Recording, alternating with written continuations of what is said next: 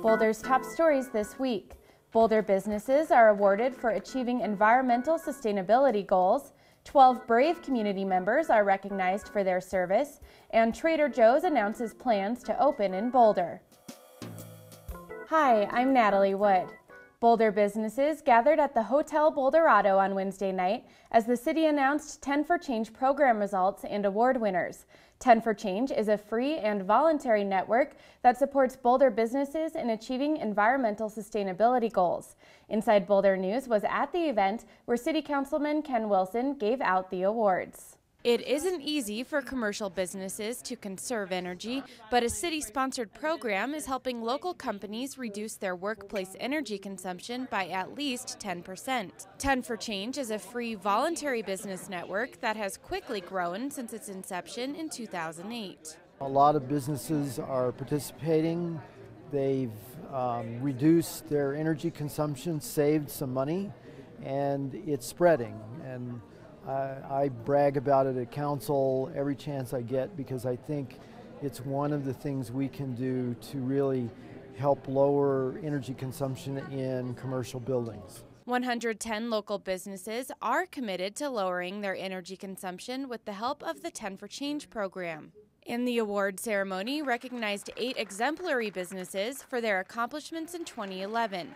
Amadeus Consulting won the award for innovation in outreach and education. CIO John Basso says 10 for Change is helpful in tracking his company's energy use. This is really a really positive program that gives an example of how things can work if people work together. It's really helped a lot because there's a lot of complexity in understanding energy.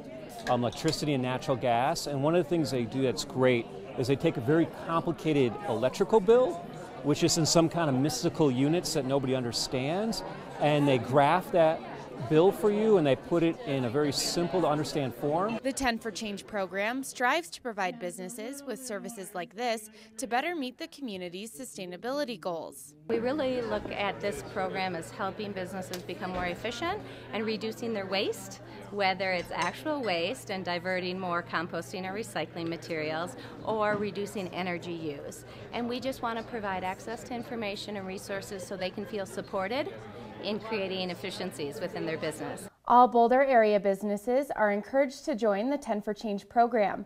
Along with helping to achieve the city's sustainability goals, member businesses also receive benefits like energy use tracking assistance, connections to energy experts, and rebates for energy efficiency project implementation. On February 15th, outstanding community members were recognized for their contributions in making Boulder a safer place. 12 heroic Boulder residents were given an Outstanding Citizenship Award at a ceremony at the Public Safety Building. The award recipients' contributions ranged from actions like pulling a man out of a burning car to giving police case-solving tips in a recent homicide case. I caught up with Outstanding Citizenship Award recipients Maddie Moore and Nick Tarnofsky after the ceremony. They were recognized along with Tyler Adams and Joe Sondag for tackling suspect Galen Burkaw after they saw him attempting to strangle a woman and steal her purse. The 4 men held the armed suspect on the ground until police arrived. It was pretty quick.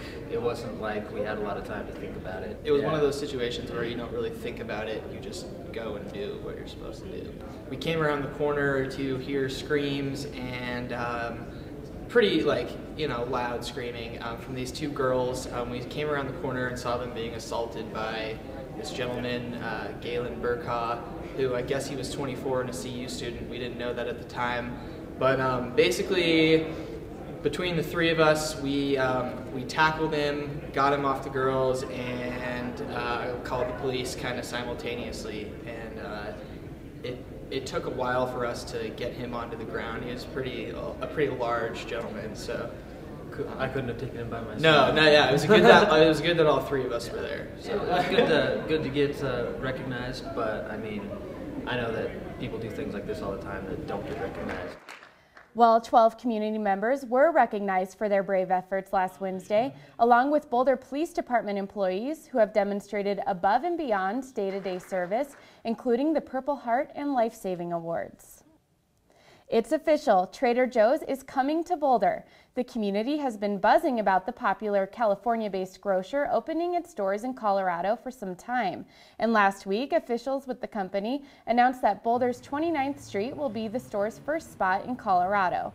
I spoke to City of Boulder Economic Vitality Coordinator Liz Hanson about how she expects Trader Joe's will be received by the community and local businesses. We've heard a lot of excitement about this new retailer coming. Boulder has the highest per capita consumption of organic foods in North America. So with that type of population here, we have a lot of grocery stores that are currently here, both local and national retailers. We expect that Trader Joe's will add to that mix.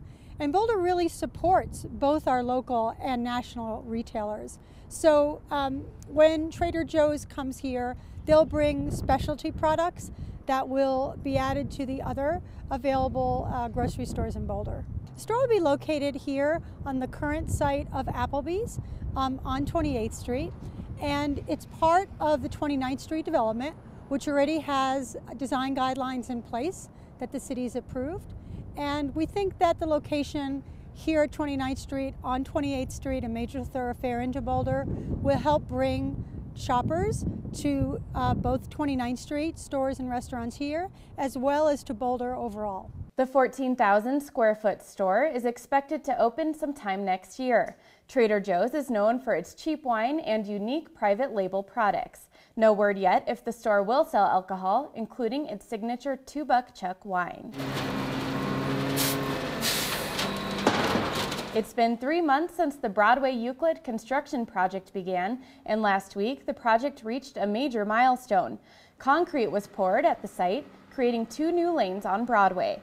The job, which involves the creation of a pedestrian underpass at the Broadway-Euclid intersection, is currently in Phase 2 construction with 2 more phases to come. Phase 2's main focus will be actually putting in that underpass. Inside Boulder News caught up with the project manager, Jason Fell, to talk about the status of the project and how its outcome will affect all modes of transportation at the busy site. This project has improvements for just about every mode.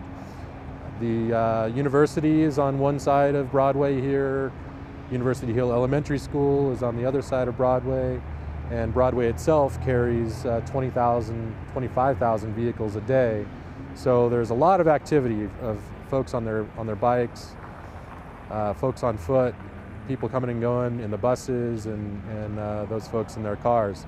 So just about every conflict that those different modes have historically had here will be much improved, and we're really trying to smooth all of those different conflicts out in their own particular way. Fell says that when Phase 3 construction begins next month, the vehicular detour will be moved to the other side of Broadway, where the new lanes were just paved. Good weather has made it easy to keep the project on schedule. The Broadway-Euclid construction project is expected to be completed in mid-August, just before CU students return for fall semester. City Council on Tuesday night approved a 3rd-story addition to a building at 1600 Pearl Street, creating an additional 18,000 square feet of office space that business officials say will help draw high-tech companies to downtown. City staff had recommended that council approve the site review application, which underwent several revisions prior to coming to council.